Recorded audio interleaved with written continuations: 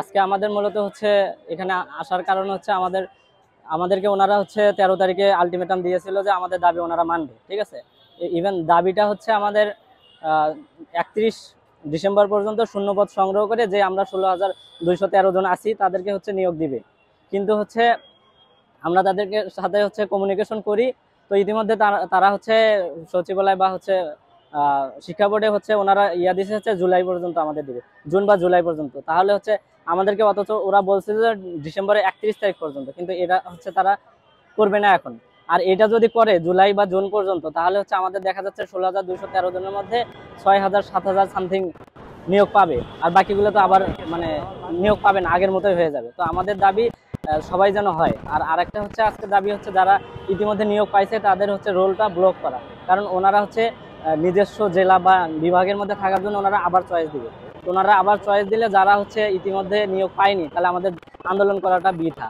আর এনটিআরসির কাছে একটাই হচ্ছে কথা, আপনাদের যদি শূন্যপদ না থাকে তাহলে আপনারা এতজনকে টিকাইছেন কেন?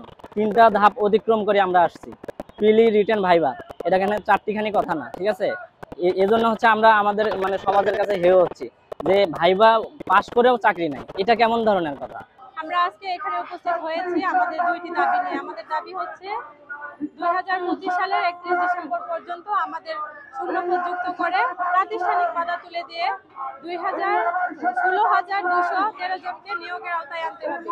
আমরা এর আগেও অনেক আন্দোলন করেছি, আপনারা হয়তো অবগত আছেন যে 13ই অক্টোবর আমাদের দাবি মেনে নেওয়া হয়। রমরা জোনের ডিসি মাসুদ স্যার এবং এনটিআরসি চেয়ারম্যান আমিনুল স্যারের মতামতের প্রেক্ষিতে আমাদের দাবিটা মেনে নেওয়া হয়, কিন্তু দীর্ঘ 1 মাস যাবৎ হয়ে যাওয়ার পরেও আমরা এর বাস্তবায়ন কিছু পাই নাই। তবে আমাদের কূটনৈতিক কার্যক্রম পরিচালনার মাধ্যমে আমরা জানতে পাই যে এনটিআরসি অফিস থেকে একটা চিঠি পাঠানো হয়েছে মন্ত্রণালয়ে, সেখানে শূন্যপদের কথা উল্লেখ করা হয়েছে জুন অথবা ডিসেম্বর। আমরা যখন পরীক্ষা দিয়েছি তখন আমাদের প্রশ্নে কোনো অথবা ছিল না, আমাদেরকে একই প্রশ্নের আনসার করতে হয়েছে। এখন আমাদের ক্ষেত্রে যখন শূন্যপদ যুক্ত করবে তখন কেন অথবা আনা হয়েছে? আমরা এই অথবা মানি না, এই অথবা তীব্র নিন্দা জানাই। আমরা মনে করি এনটিআরসি এটা আমাদের সাথে কি জন্য করেছে, বা ওনাদের কোনো গাফিলতির কারণে ওরা জুন অথবা ডিসেম্বর উল্লেখ করেছে। আমরা কি এটা বুঝতে পারি না যে ওনারা কেন জুন অথবা ডিসেম্বর দিয়েছে? ওনারা সরাসরি ডিসেম্বর দিবে, আমাদের দাবি ছিল ডিসেম্বর।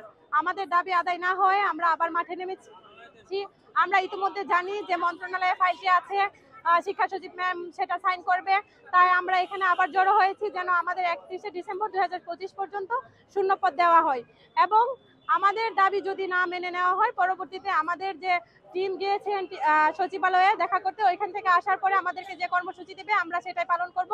আমরা মোট কথা আমাদের দাবি বা প্রজ্ঞাপন না দেওয়া হলে আমরা মাঠ ছাড়ছি না, আমরা রাস্তা ছাড়ছি না, আমরা রাজপথে অবস্থান করব। পরবর্তী কার্যক্রম আমাদের প্রতিনিধি এসে জানাবে।